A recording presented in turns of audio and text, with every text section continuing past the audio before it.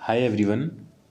और आज का जो हमारा टॉपिक है वो है नॉमिनल कवर टू रेनफोर्समेंट, या नॉमिनल कवर को हम कभी कभी जो बोल देते हैं क्लियर कवर भी बोल देते हैं। तो जो हमें ये रिक्वायरमेंट होती है कवर देने की, रिक्वायरमेंट क्यों होती है? क्योंकि होता है कोई भी हमारा आरसीसी का स्ट्रक्चर हो, बीम हो, कॉलम हो, या कोई फाउंडेशन हो, स्लैब डाल रहे हों, उसमें हम क्या करते हैं, जो रेनफोर्समेंट होता है उसे कंक्रीटिंग के थोड़ा अंदर रखते हैं। टेंशन साइड हम कंक्रीटिंग के से थोड़ा क्या रखते हैं, अंदर रखते हैं। अंदर रखने का जो मेन कारण है वो यही है कि हमें रेनफोर्समेंट को बचाना है जंग लगने से। या होता क्या है कि जो अदर जैसे हमारे हार्मफुल इंटीग्रेडिएंट्स होते हैं, फ्लोराइड्स कार्बोनेशन प्रोसेस होती है, या क्लोराइड्स होते हैं, या सल्फेट्स होते हैं, उसके कारण जो कंक्रीटिंग के थ्रू जो परमेबल कंक्रीट होती है उसके थ्रू रेनफोर्समेंट तक, मतलब सरिया तक पहुंच जाते हैं। और उसके बाद वो क्या अपने रिएक्शन प्रोड्यूस करते हैं, उसके कारण क्या है, हमारी जो स्टील है उस पर रस्ट लग जाता है, जंग लगने के बाद वो झड़ने लगती है। तो इस वजह से हमें क्या है, प्रॉपर कवर प्रोवाइड करना पड़ता है। तो अगर हम पढ़ें जैसे हमारा नॉर्मल कवर टू रेनफोर्समेंट, तो मैं एक बार इसमें समझा देता हूँ कि कवर किस तरीके से प्रोवाइड करते हैं। तो जैसा कि आप इस डायग्राम में देख रहे हो, इसमें क्या है, तो इसमें तुमने देखा होगा कि ये मैं तुम्हें पिछली क्लास में बता चुका हूँ, ये हमारी क्या है, मेन रेनफोर्समेंट है। क्या है, ये मेरी मेन रेनफोर्समेंट है, जिसका काम क्या है, जो टेंशन आ रहा है, कंप्रेशन आ रहा है, उसको लेने का होता है, इसका और कोई काम नहीं होता है। ये भी मेरी मेन रेनफोर्समेंट है, जो मेरे को क्या है, ऊपर कंप्रेशन साइड में है। ये मेरी सेंटर में मेरी न्यूट्रल एक्सिस होगी, ठीक है। ऊपर वाला पार्ट अगर मेरी सिंपली सपोर्टेड है तो कंप्रेशन में होगा, नीचे वाला पार्ट किस में होगा, टेंशन में होगा। ये वाले कलर की, मैं इसका कलर चेंज करता हूँ थोड़ा मार्कर का। ये जो है, ये मेरी क्या है, स्ट्रिप्स है। ये क्या करती है, इसके दो काम है। एक तो ये मेन रेनफोर्समेंट को बांध के रखती है, और जो सबसे ज़रूरी काम है इसका काम क्या है, शियर को रजिस्ट करना। क्या काम करना, शियर को रजिस्ट करना होता है। तो ये हो गई हमारी मेन रेनफोर्समेंट हो गई। मैंने स्ट्रिप्स के बारे में बता दिया, स्ट्रिप क्या होती है। अब अगली चीज़ की हम बात करते हैं, तो ये जो हमारी है कवर क्या होता है, जो ये वाला भाग है, ये जो डिस्टेंस है यहाँ से यहाँ तक की, एक सेकंड रुको, ये जो स्ट्रिप्स के बाहरी पार्ट से लेके कंक्रीटिंग के बाहरी पार्ट तक, इन दोनों के बीच की जो ये डिस्टेंस है, ये डिस्टेंस मेरी क्या कहलाती है, कवर कहलाती है। मतलब ये कि जो रेनफोर्समेंट का आउटर पार्ट और कंक्रीटिंग के आउटर पार्ट की जो बीच की डिस्टेंस होती है वो क्या कहलाती है, मेरी कवर कहलाती है। इसे मैं नॉमिनल कवर बोल लूँ या क्लियर कवर बोल लूँ। मेनली प्रोवाइड करने का रीज़न यही है कि मुझे रेनफोर्समेंट को अपने को बचाना है, क्या लगने से, उसे रस्ट होने से, या उसमें जंग लगने के बाद वो जो झड़ता है उसे, वो जो सारी हार्मफुल प्रोसेस हैं जो हमारी स्टील को डिग्रेड करती है, उन सारी प्रोसेस बचाने के लिए हमें प्रॉपर कवर प्रोवाइड करने की ज़रूरत है। तो अब देख लेते हैं कोड क्या कहता है, कोड ने किस तरीके से हमको बताया कि कवर क्या करना है। तो कोड कहता है, कोड की क्लॉज नंबर जो आपका ये गिवन है, रिसीवर रफ कर लेते हैं। तो कोड का जो हमारा क्लोज नंबर है 26.4, आप जब उस क्लोज को खोलोगे कोड में जाके IS 456 2000 में, तो जो हमारा क्लोज नंबर है वाला 26.4, उसमें क्या कहता है कि एज पर IS 456 design depth of concrete cover, जो कंक्रीट कवर की जो डेप्थ है, required to provide to all kind of steel reinforcement, हमें सब तरह के स्टील रेनफोर्समेंट में जहाँ भी प्रोवाइड कर रहे हैं वहाँ पे हमें कवर प्रोवाइड करना ज़रूरी है। किस लिए, to protect steel from corrosion and other harmful reaction. जो स्टील में जंग लग जाती है उससे बचाना है, और कोई अदर रिएक्शन होते हैं जिसकी वजह से हमारा रेनफोर्समेंट क्या है, डिग्रेडेड होता है, उस वजह से हमें क्या कवर प्रोवाइड करना पड़ता है। अब वो क्या बोलता है, एज पर कोड जो मिनिमम वैल्यू है नॉमिनल कवर की, क्या कम से कम कवर तुम्हें कितना प्रोवाइड करना है। एक तो हमने अभी पढ़ा था कि जब मैं एक्सपोजर कंडीशन तो मैं पढ़ाई थी कि कंक्रीटिंग है जो हमारी लाइफ टाइम है वो कौन कौन सी माइल्ड कंडीशन में, मॉडरेट, सीवर, वेरी सीवर, पूरे लाइफ टाइम में कंक्रीट किस तरह के एनवायरनमेंट में रहेगी उसके बेसिस पर हम मिनिमम ग्रेड बता रहे थे कि मिनिमम ग्रेड कम से तुम्हें कंक्रीट की इतनी देनी ही देनी है। अगर उससे कम दोगे तो वो कंक्रीट मेरा जो स्ट्रक्चर है वो ड्यूरेबल नहीं रहेगा। ऐसे ही उस जगह मैंने तुम्हें ग्रेड के साथ साथ कवर भी बताया था कि जैसे अगर माइल्ड है तो वहाँ पे मेरा कवर कितना होना चाहिए, 20 mm होना चाहिए। शीवर कंडीशन थी तो वहाँ पे 35, 40, इस तरीके से हम कवर भी क्या कर रहे थे, बढ़ाते जा रहे थे। तो एज़ पर कोड जो minimum value of nominal cover किस में डिपेंड करती है, depending upon the exposure condition. Exposure condition वही माइल्ड, मॉडरेट और एक्सट्रीम जो हम पिछली क्लास में पढ़ चुके हैं। Shall be taken as specified, जो टेबल नंबर 16 है, पेज नंबर 47 पे आप खोलोगे IAS 456/2000 है तो वहाँ पे आपको क्या मिल जाएगा, ये पूरी टेबल मिल जाएगी जिसमें गिवन है कि कितना मिनिमम तुम्हें कवर प्रोवाइड करना है। ठीक है, अब क्या कहते हैं, जो नॉमिनल कवर या जो क्लियर कवर होता है is the minimum cover provided between the outer most layer of reinforcement to the outer most part of the concrete. तो वही मैं क्या बता रहा हूँ कि जो कवर होता क्या है कि जो आउटर पार्ट होता है किसका, आउटर मोस्ट लेयर होती है रेनफोर्समेंट से लेके, और आउटर मोस्ट पार्ट होता है कंक्रीट का, उसके बीच की जो लेयर होती है वो हमारा क्या है, कवर कहलाता है। इसमें डायग्राम में जो बना हुआ है इसमें मैं तुम्हें दिखा देता हूँ, ये वाला जूम कर लेते हैं इसको।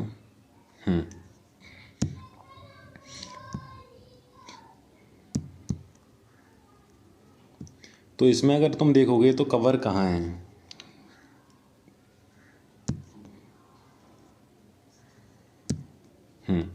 तो ये हमारी क्या है, ये मेरी पूरी एक बीम है, बीम का फ्रंट व्यू है, बीम है, बीम ये पूरी कंक्रीटिंग हुई पड़ी है यहाँ पे, ये पूरी क्या है, कंक्रीटिंग है, पूरी कंक्रीटिंग हो रही है, ये पूरा कंक्रीट है, पूरा कंक्रीटिंग है। उसके बाद तो मैं और भी चीज़ दिखा देता हूँ। ठीक है, ये मेरा क्या है, स्ट्रिप्स है, स्ट्रिप्स है, वही वाला डायग्राम जो भी मैंने तुम्हें बताया था, ये मेरी स्ट्रिप्स है, ये हमारी स्ट्रिप्स हो गई। और दूसरा कलर लेते हैं, ये जो हमारे हैं ये सर्कुलर हैं, अगर फ्रंट व्यू से देखेंगे तो हमारा क्या है, मेन रेनफोर्समेंट है। ASC का मतलब है area of steel in compression, की कितनी स्टील प्रोवाइड कर रहे हैं, कितने एरिया का स्टील प्रोवाइड कर रहे हैं कंप्रेशन में, और कितने एरिया का स्टील प्रोवाइड कर रहे हैं टेंशन में। तो ये हमारी हो गई कि मेन रेनफोर्समेंट, स्ट्रिप्स, और वो ऊपर से उसके ऊपर क्या कंक्रीटिंग हो रही है। ठीक है, अब इसके अलावा कवर क्या है, जो मेन चीज़ है वो तो रह गई। तो जो ये कंक्रीट का आउटर मोस्ट पार्ट कौन सा है, ये वाला बाहरी किनारा ये है, और स्ट्रिप्स का मतलब जो पहला रेनफोर्समेंट कौन सा है मेरा, स्ट्रिप्स ये रहा, यहाँ ख़त्म हो रही है। आउटर मोस्ट पार्ट जो रेनफोर्समेंट का वो कहाँ पे, यहाँ पे। तो इन दोनों के बीच की जो डिस्टेंस है, इन दोनों के बीच की जो डिस्टेंस है वो मेरा क्या कहलाता है, क्लियर कवर या नॉमिनल कवर।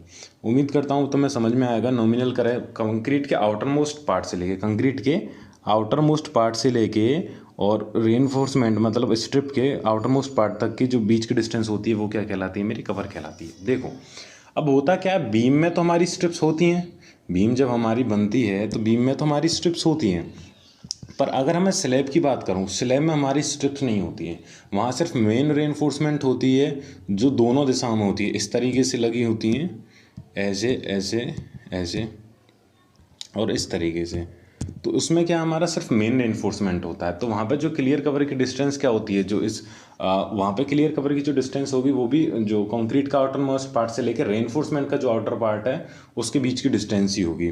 पर हम जब बीम की बात करते हैं तो बीम में क्या है, हमारी स्ट्रिप्स होती है, तो वहाँ पे जो हम कवर लेके चलेंगे वो बीम के जो आउटर मोस्ट पार्ट से लेके वो कंक्रीट का आउटर मोस्ट पार्ट से लेके स्ट्रिप का जो आउटर मोस्ट पार्ट है उसके बीच की डिस्टेंस मेरी क्या कहलाएगी, कवर कहलाएगी, क्लियर कवर कहलाएगी। ठीक है, उम्मीद करता हूँ इतना तुम लोगों को समझ में आ गया होगा। तो जो अब क्या है, जो मिनिमम वैल्यू है क्लियर कवर की, एक तो होती है एक्सपोजर कंडीशन के बीच में मैंने बताई दी कि कितनी कितनी लेनी है, पिछली क्लास में आप वीडियो जाके देखोगे तो वहाँ तुम्हें पता लग जाएगा कितनी है। अब पर्टिकुलर चीज़ के लिए कि किस स्ट्रक्चर के लिए ले रहे हैं तो वो कोड ने अलग से डिफाइन की हुई है कि अगर मैं बात करता हूँ तुम्हारे किसकी, स्लैब की, तो स्लैब की अगर बात करता हूँ तो मिनिमम जो मुझे कवर प्रोवाइड करना है वो कितना प्रोवाइड करना होगा, वो प्रोवाइड करना होगा 20 mm। बीम की बात करूँगा तो जो मिनिमम क्लियर कवर है 25, इससे कम मुझे क्लियर कवर दे के ही नहीं चलना है। ऐसी कॉलम का 40 mm और वाटर टैंक का 45, फाउंडेशन का 50। फाउंडेशन का 50 इस वजह से है क्योंकि जो मेरी उसमें स्ट्रिप वगैरह कुछ नहीं होती, मेन इन्फोर्समेंट डायरेक्ट कांटेक्ट में आती है किसके, कंक्रीटिंग के, मतलब स्ट्रिप नहीं होती डायरेक्ट जो होती है, तो इस वजह मतलब जो कहते हैं कि जो फाउंडेशन होती है, फाउंडेशन का जो आउटर मोस्ट कंक्रीट है और जो मेरा मेन रिइंफोर्समेंट है उसके बीच की डिस्टेंस क्या है, थोड़ी ज़्यादा इस वजह से रखते हैं क्योंकि वहाँ नीचे सॉइल में सल्फेट होता है, वो ज़्यादा जल्दी से मॉइस्चर के थ्रू क्या है, कंक्रीट परमेबल तो होती है, कंक्रीट के वर्ड्स के थ्रू जल्दी पहुँच जाता है, तो इस वजह से वहाँ ज़्यादा खतरा होता है, इस वजह से उसका कवर हम क्या है थोड़ा बढ़ा के चलते हैं, इस वजह से वहाँ पर हमने क्या दे दिया, 50 mm दे के चल दिया। तो ये हमारा है मिनिमम कवर कितना प्रोवाइड करते हैं, किस तरीके से करते हैं। उसके अलावा कुछ एक नोमेनक्लेचर हैं जो कोड ने अलग से मेंशन क्यों हैं। तो वो नोमेनक्लेचर क्या हैं, एक है पहला ये कि रेनफोर्समेंट क्या कहता है कि reinforcement with dia less than 12 mm nominal cover में भी रिड्यूस बाय 5 mm।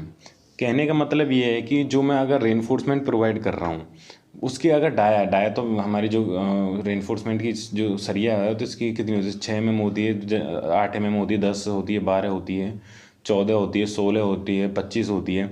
तो अगर मैं ऐसा सरिया ले रहा हूँ जिसकी डाया 12 से कम है तो वहाँ पे हम जो कवर है वो क्या है ऊपर नीचे कर सकते हैं, वहाँ पे -5 डिग्री तक उसको हम क्या कर सकते हैं, रिड्यूस कर सकते हैं, चाहे स्लैब के लिए हो चाहे कॉलम के हो, क्योंकि जब इतनी हम कम डाया की वो डाल रहे हैं सरिया तो ऑब्वियसली कि जो स्ट्रक्चर है हमारा इतना लोड नहीं आ रहा होगा, वो एकदम ऐसे हल्के कामों के लिए हल्के पर्पज से बनाया हुआ स्ट्रक्चर है, तो वहाँ पे इतना इफेक्ट वो क्लियर कवर दे के इतना कॉस्ट बढ़ाने से कोई फ़ायदा नहीं है, इस वजह से वहाँ पे हम 5 mm का क्या कर सकते हैं, कम कर सकते हैं। सेम उसने कॉलम के लिए बोला है कि अगर कॉलम का साइज कितना है, लेस देन है 200 mm से, और जो डाया स्टील बार की अगर 5 mm से कम डाल रहे हैं तो वहाँ पे जो क्लियर कवर होगा वो कितना होगा, 25 mm होगा, और बाकी अदर केसेस के लिए 40 mm होगा।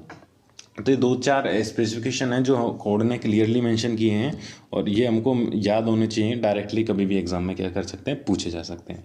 तो अब तक हमने इसमें क्या पढ़ लिया, हमने ये पढ़ लिया है कि नॉमिनल कवर होता क्या है, कंक्रीट के आउटर मोस्ट पार्ट्स की जो कंक्रीट का आउटर मोस्ट पार्ट होता है और जो रेनफोर्समेंट का आउटर मोस्ट पार्ट होता है जो बाहर का, उन दोनों के बीच की डिस्टेंस क्या होती है, नॉमिनल कवर होती है। मिनिमम कवर कितना प्रोवाइड करना है वो हमारा डिपेंड करता है एक्सपोजर कंडीशन पे, जो हम डिस्कस कर चुके हैं।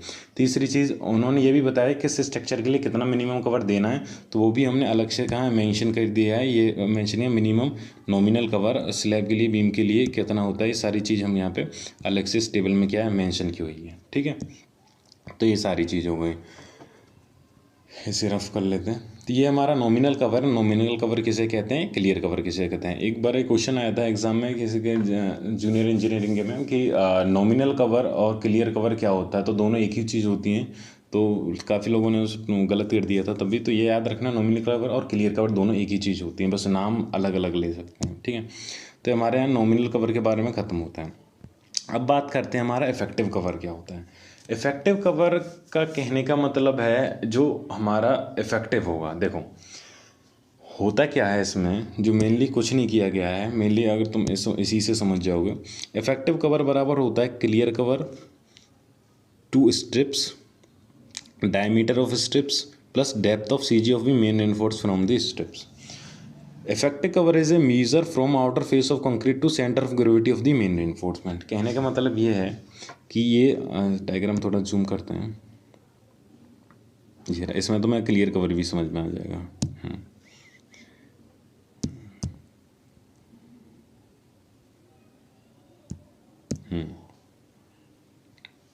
देखो ये मेरी वही है बीम है, बीम क्या है, ये पूरी चारों तरफ से क्या हो रही है, कंक्रीटिंग हो रही है बीम के ऊपर, बीम है, बीम में कंक्रीटिंग हो रही है। ये मेरी क्या है, स्ट्रिप्स हैं, ये जो डॉट डॉट डॉट डॉट जो लगा रहा हूँ ये मेरी क्या है, स्ट्रिप्स है, ये स्ट्रिप्स ये तरह की। ठीक है, ये जो सर्कुलर है, ये वाली जो सर्कुलर है बने पड़े हैं, ये मेरा क्या है, मेन रेनफोर्समेंट है, ये मेरा क्या है, मेन रेनफोर्समेंट है, जो गोल है, गोल है, जो सर्कुलर शेप में मैंने क्या बना है, मेन रेनफोर्समेंट। ऊपर ASC लिखा हुआ मतलब वो कंप्रेशन में, नीचे AST लिखा हुआ मतलब वो टेंशन में। क्लियर कवर क्या है, ये जो डिस्टेंस है, ये वाली जो इसके स्ट्रिप्स के आउटर मोस्ट पार्ट से लेके कंक्रीट के आउटर मोस्ट पार्ट तक की जो बीच की डिस्टेंस है वो क्या कहलाती है, मेरी क्लियर कवर कहलाती है। ये तो हम पहले ही डिस्कस कर चुके हैं। आउटर फेस ऑफ कंक्रीट से लेकर आउटर फेस ऑफ स्टील तक की बीच की दूरी थी। अब जो हमारा इफेक्टिव कवर है, वो इफेक्टिव कवर कहाँ से कहाँ तक लेते हैं? इफेक्टिव कवर में हम क्या जोड़ लेते हैं, जो स्ट्रिप्स का डाया होता है प्लस जो हमारी मेन रेनफोर्समेंट है उसका डाया का आधा। कहने का मतलब ये है कि अगर बात करें मेरा क्लियर कवर यहाँ से यहाँ तक की जो डिस्टेंस है वो 30 mm है। कितनी है? 30 mm है। और जो स्ट्रिप की डाया कितनी है? 10 mm। स्ट्रिप्स की अगर डाया करूँ 10 mm है। और जो मेन रेनफोर्समेंट की डाया जो ये वाला है उसकी अगर मेरी मेन रेनफोर्समेंट की डाया कितनी है? 20 mm है। तो मेरा इफेक्टिव कवर कितना होगा? तो इफेक्टिव कवर निकालने का सीधा सा एक सिंपल फार्मूला है। सिंपल फार्मूला क्या है कि सबसे पहले बताना है क्लियर कवर कितना। क्लियर कवर मेरा कितना हो गया? 30 प्लस उसके बाद मेरा जो स्ट्रिप है, स्ट्रिप की डायमीटर कितनी होती है? स्ट्रिप की डायमीटर होती है हमारी यहाँ पे कितनी है? 10 प्लस जो मेरा मेन रेनफोर्समेंट है उसकी डाया का आधा। तो मेन रेनफोर्समेंट की डाया कितनी? 20 है, तो उसका आधा हो जाएगा 20/2 मतलब 10।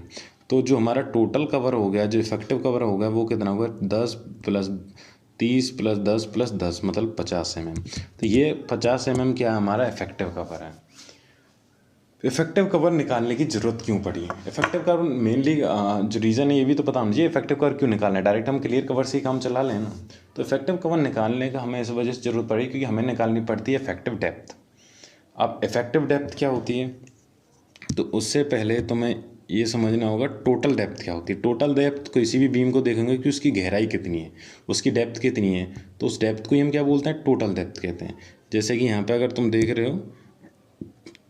देख पा रहे हो यहाँ से लेके कंक्रीट के ऊपर वाले पार्ट से लेके यहाँ तक की जो डिस्टेंस है ये वाली, ये मेरी क्या है? टोटल डेप्थ है। मतलब बीम की जो कितनी है, गहराई कितनी है, ये हमारी कितनी है? टोटल डेप्थ है। अब देखो यहाँ पे कॉन्सेप्ट का पार्ट है, तुम्हें समझ में आना चाहिए कि मुझे पता है कि मेरा बीम अगर सिंपली सपोर्टेड होगी तो वो क्या होगी? इस तरीके से बेंड होगी। जैसे हम उसमें पढ़े हैं, सूम में पढ़ चुके हैं स्ट्रेंथ ऑफ मटेरियल में, कुछ इस तरीके से मेरी बीम में नीचे मेरा टेंशन आएगा, ये मुझे पता है।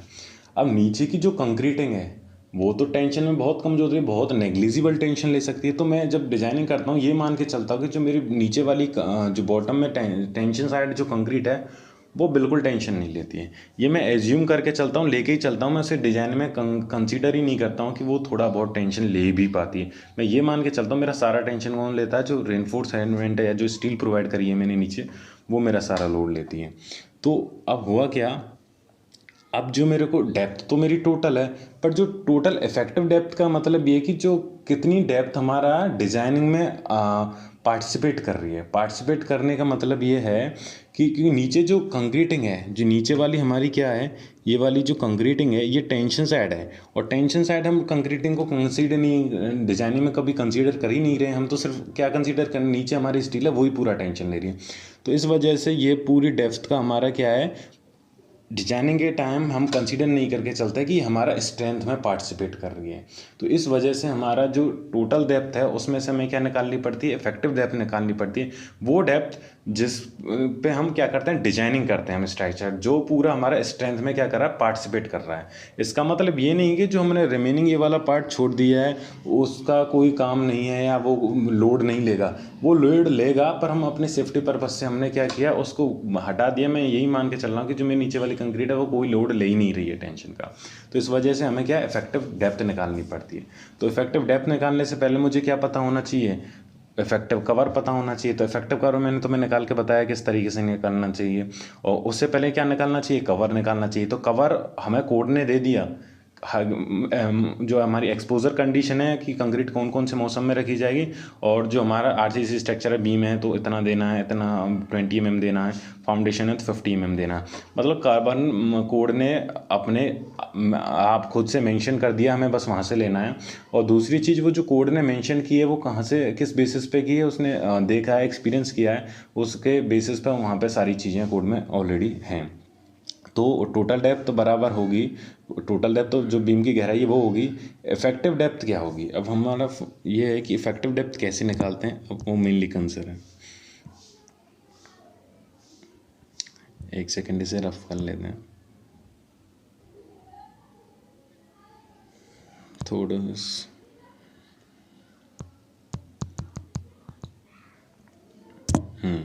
तो यहाँ पे देखो, अगर तुम्हें देख सकता हो, अगर वो समझ में नहीं आया हो तो यहाँ पे आराम से देख सकते हो। ये मैंने चीज़ मेंशन की है यहाँ पे, इफेक्टिव कवर। यहाँ इफेक्टिव कवर का कहाँ से लेकर है, जो नीचे से कंक्रीट के आउटर मोस्ट पार्ट से लेके उसकी डिस्टेंस कहाँ तक है, जो ऊपर मेरा मेन रेनफोर्समेंट है उसके सेंटर तक क्या क्या इसके अंदर आया। एक तो ये क्लियर कवर आया, जितना भी एक जो क्लियर कवर है ये पूरा कंसीडर हुआ। दूसरा क्या कंसीडर हुआ, जो स्ट्रिप की डायामीटर है, जो स्ट्रिप टोटल की टोटल स्ट्रिप आई रही है इसकी पूरी की पूरी डायामीटर आ रही है, और प्लस जो मेन एनफोर्समेंट के सेंटर से लगे तो अब मेन एनफोर्समेंट का आधा, तो ये तीनों का टोटल क्या कहलाता है, मेरा इफेक्टिव कवर कहलाता है। तो मेरी इफेक्टिव डेप्थ क्या होती है, जो टोटल डेप्थ होती है डी माइनस इफेक्टिव कवर, तो ये जो पूरी डेप्थ होती है ये वाली, यहाँ पे जो लिखा हो ये वाली, यहाँ तक की जो डिस्टेंस होती है ये मेरी क्या कहलाती है, इफेक्टिव डेप्थ। मेनली यही हमारे जब डिजाइनिंग करता हूँ मैं इफेक्टिव डेप्थ को लेके चलता हूँ, क्योंकि पूरा जो यही मान के चलता हूँ कि बीम की डेप्थ मेरी इतनी है, और जो उससे एक्स्ट्रा जो वाला पार्ट है वहाँ पे जो कंक्रीट है वो टेंशन में बिल्कुल भी कोई लोड नहीं ले रही है।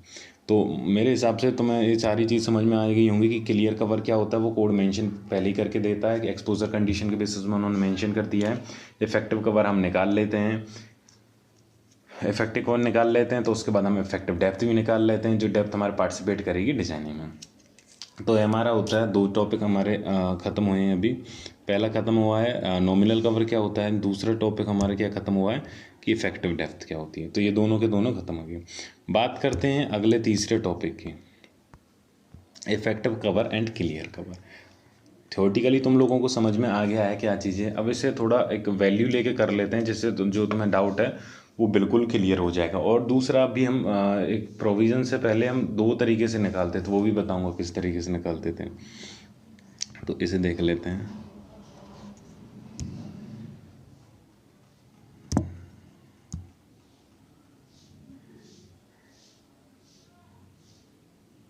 एक सेकेंड इसे रफ कर लेते हैं।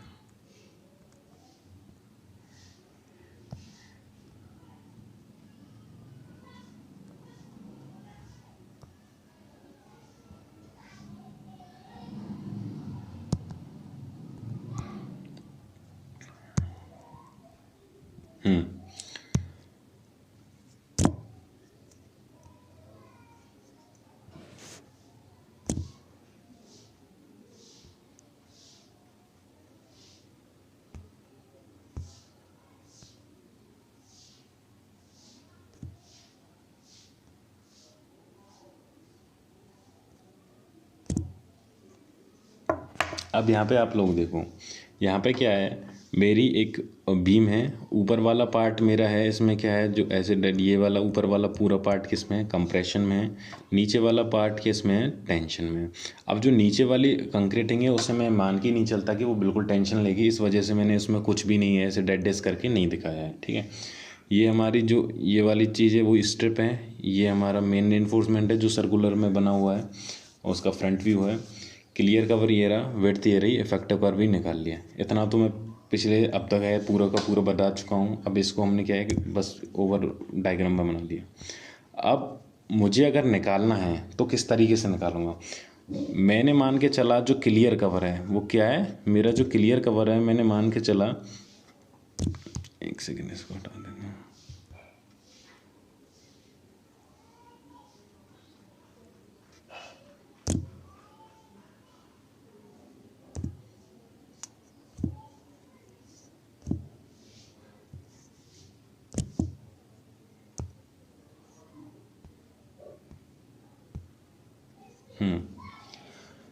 मैंने माना क्लियर कवर मेरा कितना है, जो हमारे एक्सपोजर कंडीशन और स्पेसिफिकेशन के हिसाब से 25 mm है।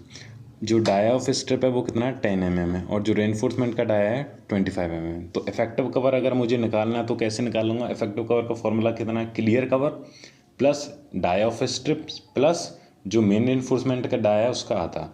तो क्लियर कवर हमारा 25 है तो यहाँ पे हमने 25 ले लिया। स्ट्रिप का जो डाया हमारा 10 है तो यहाँ पे हमने डाया पूरा का पूरा 10 ले लिया। और जो मेन रेनफोर्समेंट का डाया हमारा कितना 25 है तो उसका क्या ले लिया 25/2 आधा ले लिया। तो ओवरऑल निकाला हमारा कितना निकल के आ गया 50 mm निकल के आ गया।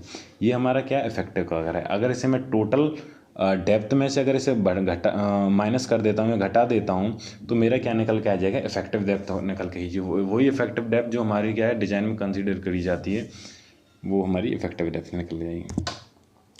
उम्मीद करता हूँ समझ में आया होगा यहाँ तक क्या चीज़ है। अगला, अभी तक हमने जो ये चीज़ पढ़ी है उसमें तो ठीक है। अब अगर हमारा रेनफोर्समेंट एक ही लेयर में ना हो, एक ही लेयर में ना होने का मतलब कहने से ये है कि वो जो रेनफोर्समेंट है कई सारी लेयरों में डाला गया हो। जैसे कि तुम इसमें डायग्राम में देख पा रहे हो यहाँ पर रेनफोर्समेंट जो सर्कुलर बन रहे हैं, ये जो बने हुए हैं ये क्या रेनफोर्समेंट है। एक सरिया है उसका फ्रंट व्यू है, सामने से देखोगे तो वो गोली दिखेगी ना पीछे की तरफ लंबाई में जा रही है। तो ये अलग अलग लेयर में पड़े हैं। जब अलग अलग लेयर में पड़े हैं तो अब मैंने यहाँ से जो वो इफेक्टिव कवर निकालता हूँ वो मेन रेनफोर्समेंट के सेंटर से निकालता हूँ। पर यहाँ पे तो मेरे बहुत सारे मेन रेनफोर्समेंट हैं, इनका सेंटर तो मुझे पता ही नहीं है कहाँ है। तो उसका सेंटर निकालने के लिए मैं क्या निकालूंगा, इन सबका CG निकालूंगा। CG जो निकल जाएगा सेंटर ऑफ ग्रेविटी ये पूरे जो रेनफोर्समेंट की, वहाँ उस पॉइंट से लेके और जो कंक्रीट का आउटर मोस्ट पार्ट है उस पॉइंट तक के बीच की जो डिस्टेंस होती है वो डिस्टेंस मेरी क्या कहलाएगी इफेक्टिव कवर कहलाएगी। तो निकालना कैसे, निकालने का वही सिंपल है जो हम आज तक करते आए हैं। वाई डैश बराबर क्या लिया AST1 + AST2 y2 + H3 y3 upon AST1 + AST2 + AST3। हम CG कैसे निकालते हैं इसी तरीके से निकालते हैं ना। हम जब मोमेंट ऑफ इनर्शिया वाला हमने स्ट्रेंथ ऑफ मेटल में टॉपिक पढ़ते हैं तो CG निकालने का फॉर्मूला इस तरीके से हम अपनी क्या निकालेंगे फिर CG निकालेंगे। वहाँ पे AST1 क्या होगा, जो पहली वाली स्टील है, जो पहला वाला राउंडेड सर्कल है उसका एरिया और उसका सेंटर कितना है, उसका क्या है बॉटम से लेके दूरी कितनी है। तो ये हो गया y1 हो गया, कितना हो गया y1। ऐसे ही दूसरा सरिया करेंगे उसका बॉटम से वो जो कंक्रीट के आउटर मोस्ट पार्ट से लेके डिस्टेंस कितनी है वो क्या हो जाएगी मेरी y2 हो गई। ऐसे ही जो तीसरा जो ऊपर तीसरी लेयर में जो रेनफोर्समेंट है सरिया पड़ा हुआ है उसकी कंक्रीट के आउटर मोस्ट पार्ट से लेके डिस्टेंस कितनी है y3 और उसका टोटल एरिया कितना होगा AST3। तो ओवरऑल इसका मैं जब क्या निकाल लूँगा अपना सेंटर ऑफ ग्रेविटी जैसे निकालते हैं जिस फॉर्मूले से निकालते हैं उसकी सहायता से मैं क्या निकालूंगा यहाँ पे इफेक्टिव कवर निकालूंगा। तो जो इफेक्टिव कवर निकल जाएगा उसके बाद इफेक्टिव डेप्थ निकालूंगा। इफेक्टिव डेप्थ क्या हो जाएगी टोटल D माइनस जो इफेक्टिव कवर निकल के वो निकल के आ जाएगा। तो दोनों तरीके से या तो हमारी जो रेनफोर्समेंट है वो एक ही लेयर में पड़ी हो या फिर रेनफोर्समेंट की मेरी क्या है कई सारी लेयर में पड़ी होगी। जब कई सारी लेयरों में पड़ी होगी रेनफोर्समेंट तो मुझे क्या करना है सिर्फ और सिर्फ उसका CG निकालना है। रेनफोर्समेंट का मेन रेनफोर्समेंट जो CG निकल जाएगा वही मेरा क्या होगा इफेक्टिव कवर होगा। ठीक है, उम्मीद करता हूँ समझ में आ गया होगा।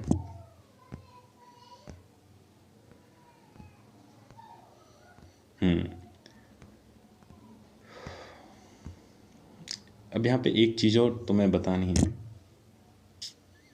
इसे रफ कर लेते हैं।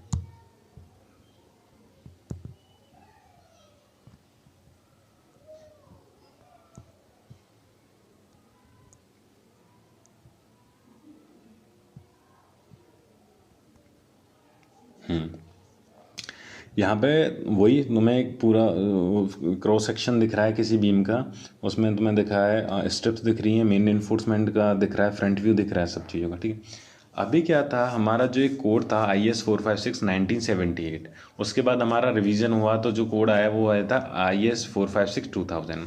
उससे पहले जो हमारा कोड था उसमें जो हम कवर लेते थे इफेक्टिव कवर लेते थे तो वो जो इफेक्टिव कवर क्या लेके चलते थे उसमें जो क्लियर कवर होता था उसको हम सिर्फ कहाँ तक कंसीडर करते थे, जो क्लियर कवर हमारा निकल के आता था यहाँ पे जैसे लिखा हुआ है कि before 2000 clear cover includes strip dia, जो स्ट्रिप का डाया है उसको इंक्लूड, बट आफ्टर 2000 जो कोड आया था रिवीजन होके के लिए clear cover counted from the outer most enforcement. समझ में आया इसका कहने का मतलब क्या है? कहने का मतलब ये है कि जो कोड हमारा IS 456 था 1978 उसमें जो हमारा क्लियर कवर लेते थे उसमें क्लियर कवर में हम जो स्ट्रिप्स हैं उनको इंक्लूड करते थे और स्ट्रिप्स इंक्लूड करने के बाद जो लेते थे वो जो रेनफोर्समेंट है उसके सेंटर से लेके और जो कंक्रीट का आउटर मोस्ट पार्ट है उससे काउंट करते थे। पर जैसे ये रिवीजन हुआ तो उसमें जो नया रिवीजन हुआ जैसे कोड IS 456/2000 आया, उसमें हम क्या लेते हैं, क्लियर कवर कहाँ लेते हैं, जो रेनफोर्समेंट हो, कोई भी रेनफोर्समेंट हो, स्ट्रिप्स हो या मेन रेनफोर्समेंट, जो जो पहले होगा उसका आउटर मोस्ट पार्ट से लेके और जो कंक्रीट का आउटर मोस्ट पार्ट था उन दोनों के बीच की डिस्टेंस क्या होगी, मेरी क्लियर कवर होगी। तो यही एक मॉडिफिकेशन हुआ था उस कोड में और इस कोड में जो क्लियर कवर को लेके। तो अगर उसे एग्जांपल से समझना, एग्जांपल से ऐसा है, जैसे मेरे यहाँ पे कवर कितना 40 mm है, प्लस जो स्ट्रिप्स की डाया कितनी है 10 mm बराबर हो गया 50 mm, ठीक है। और जैसे और जो मेन एनफोर्समेंट की डाया कितनी है, जो मेन एनफोर्समेंट है उसकी डाया का हम आधा कर देते हैं तो उसमें 14 ऐड किया, टोटल आ गया 64। ये हो गया मेरा इफेक्टिव कवर। मतलब वही क्लियर कवर जो हम लेते हैं प्लस स्ट्रिप्स की डाया प्लस जो मेन एनफोर्समेंट है उसका आधा, तो ये हमारा क्या निकल के आ गया, इफेक्टिव कवर निकल के आ गया, ठीक है। ये है एज पर IS 456/2000। इससे पहले जो कोड था वो क्या कहता था कि जो मेरा ये लेना है, जो क्लियर कवर वो कहाँ तक लेकर चलता था, स्ट्रिप्स को भी इंक्लूड कर लेता था। तो वो जो क्या था 40, वो डायरेक्ट जो 40 लेके गया है वो 40 कहाँ तक है, स्ट्रिप्स को इंक्लूड करके है, प्लस 14 क्या है, वो जो मेन इन्फोर्समेंट है उसकी डाया का आधा, तो वहाँ पे कितनी लेके गया है, 54 लेके गया। तो उसमें क्या है, जो कवर लेके चलता था वो थोड़ा कम लेके चलता था, और हम जो इसमें लेके चल रहे हैं कवर थोड़ा जो नए प्रोविज़न है वो थोड़ा ज़्यादा लेके चल रहे हैं, क्योंकि उसके जो इफ़ेक्ट होते हैं कवर प्रोवाइड ना करने से, अगर प्रॉपर कवर नहीं प्रोवाइड करेंगे तो क्या होगा कि जो मेरा रेनफोर्समेंट है उसमें क्या है, जंग लगने के चांसेस होंगे, या कुछ अदर जो कंक्रीट है वो भी इफेक्ट, कंक्रीट के थ्रू जो मॉइस्चर के थ्रू वो क्या है, कंक्रीट के एक कंक्रीट परमेबल होता है, उसके वोइड से पास होता हुआ वो मॉइस्चर सारे हार्मफुल एंटी इंग्रेडिएंट्स को रेनफोर्समेंट तक ले जाएगा, और फिर वो अपना रिएक्शन करने के बाद रेनफोर्समेंट को क्या कर देंगे, डिग्रेड कर देंगे। तो ये हमारा पूरा का पूरा है, नॉर्मल कवर क्या है, क्लियर कवर क्या है, और इफेक्टिव कवर क्या है, इफेक्टिव डेप्थ क्या है। एक बार मैं तुम्हें पूरा ओवरव्यू और बता देता हूँ जनरली फटाफट। देखो नॉमिनल कवर क्या है, जो कंक्रीट का आउटर मोस्ट पार्ट है और जो रेनफोर्समेंट है उसके आउटर मोस्ट पार्ट के बीच की जो डिस्टेंस होती है वो होता है मेरा नॉमिनल कवर या क्लियर कवर।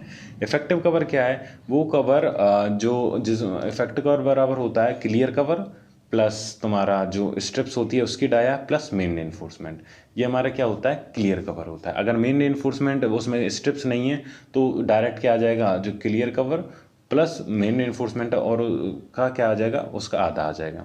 तो इस तरीके से हमारे क्या निकल के आता है, ये हमारा इफेक्टिव कवर निकल के आता है। टोटल डेप्थ हमारी जो बीम की गहराई होती है, इफेक्टिव डेप्थ कौन सी होती है, जो टोटल डेप्थ में से हम इफेक्टिव कवर को घटा देते हैं तो हमारी क्या निकल के आ जाती है, टोटल कवर में से इफेक्टिव कवर घटा देते हैं तो क्या निकल के आ जाती है, इफेक्टिव डेप्थ हो जाती है। इफेक्टिव डेप्थ निकालने का मकसद सिर्फ यही है कि हम ये पता ना लगा, मतलब इफेक्टिव डेप्थ निकालने का सिर्फ एक ही इंटेंशन है कि हम इस डेप्थ के लिए डिज़ाइनिंग कर रहे हैं स्ट्रक्चर को, और जो एक्स्ट्रा जो डेप्थ हमने हटा दी है उसका वो इस वजह से हटा दी, हम ये मान के ही नहीं चल रहे कि वो हमारी इतनी में कंक्रीटिंग है, हम उसे लेके ही नहीं चल रहे, ना स्ट्रेंथ में कंसीडर कर रहे ना किसी अदर फैक्टर में कंसीडर कर रहे।